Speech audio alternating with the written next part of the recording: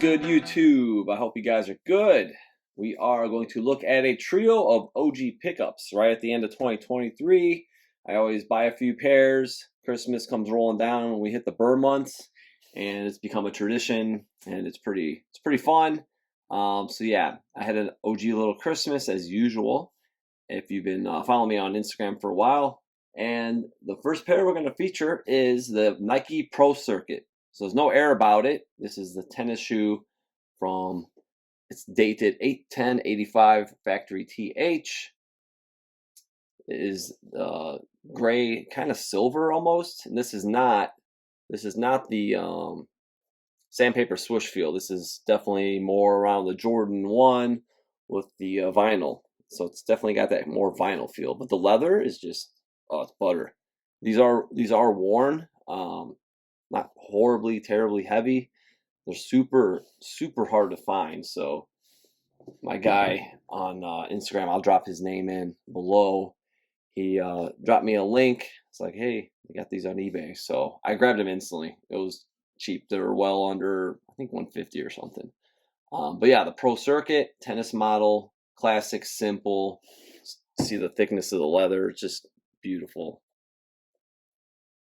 High quality.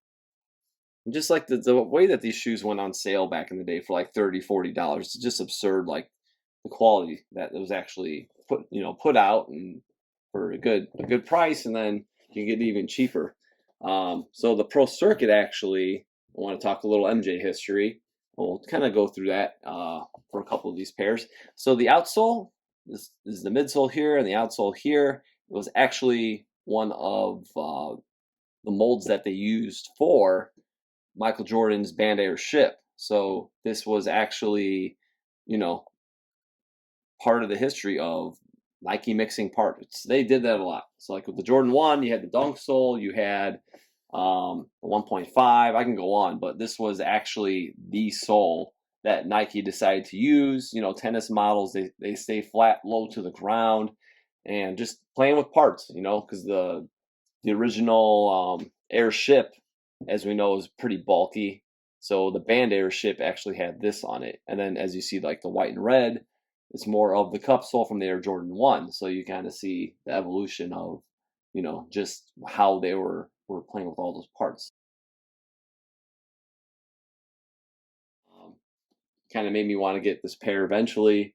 Some pairs you never feel like you're going to be able to obtain, and this was definitely one of them. So it's really sweet pair. And these don't need any introduction. They will get one. Right here, Nike Air Train. So these do have air. There's air indeed. There's air. It says it on the tongue. White and red. Another model that Michael Jordan actually wore.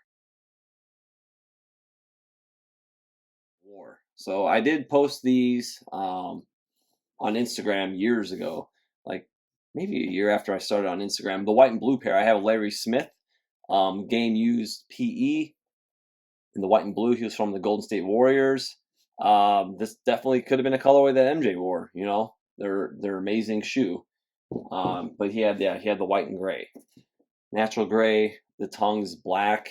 But yeah, still hunting those down. Even if you look at the swoosh, it is leather and it is kind of textured, which is kind of neat. So no vinyl, so it's all textured. Just like the play of different materials is what I really love about this model. So you have the mesh, like the Converse Pro mesh that MJ actually wore earlier on when he was with UNC. So you got mesh here, you got nice thick leather. You can just see the just beautiful materials. Awesome shoe. Leather cut panels here. I posted these today, and a lot of people are talking about the toe box. So if you get in on the toe box, very reminiscent of what? The Mac Attack. So you have the similar lines. Again, design crossovers. You had parts being used, like you see later with like the Air Revolution and the Air Jordan 3 and the tennis model, the Air Ace. Sorry, I'm trying to give a lot of information out there. Yeah, so the Air Ace. So you see a lot of that. Air Force 3, Air Force 2. Different eyelets. So same thing here, even with design. So outsole's completely different, which is pretty unique, different than the Airship as well, the Air Train. So there's some stars left. You know, they're not in terrible shape. Super hard to, you know, come by. Take a look at this outsole as well. Plenty of life. No, I will not be wearing these. You know, preservation. Do have some OGs I've mixed in, but yeah, not all of them. Size 10, got 12-2-84 TY1 factory. And we can just pop this up really quick too, so you guys see the stamp. TH factory, nice leather inside, just buttery, beautiful. Big Nike branding on the back, a true high top, big boy basketball shoe, as I like to call these, some of these 80s models. All right, and last but not least, one of my favorites. I did not have a version like this. I'll explain very soon. But this is the Nike Team Convention. So there's the Nike Convention, and this is like the team-based one.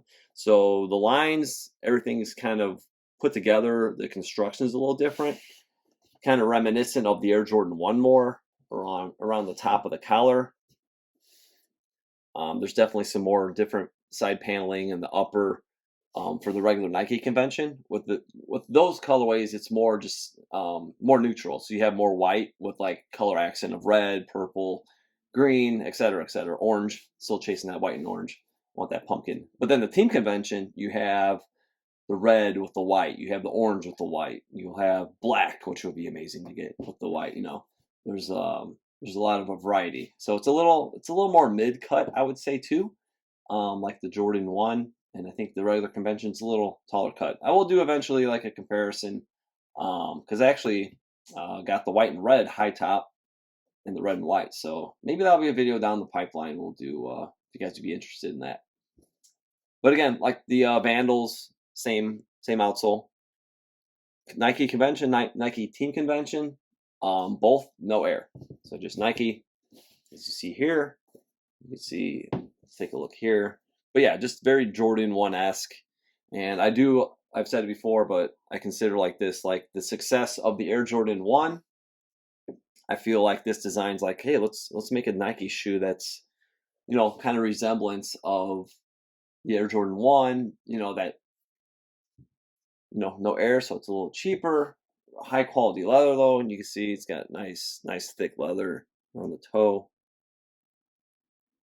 So yeah, I had these pairs, the two basketball ones, reserved for a while for my guy, and again, thanks for holding. It's been kind of a rough year, in and out around, but things are looking really good now, and you know, just getting stuff like this is what it's all about. I like my retros, you know, I appreciate stuff like that, but right here, this like represents me, brings me back to my childhood, stuff I wanted, stuff when I was younger, I, you know, didn't have.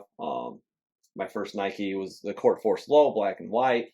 So just like collecting this stuff, it's like very nostalgic to me, and you know, nobody could have it all. So I like hoarding my vintage shoes these days, and I'm not going to be ashamed to say it.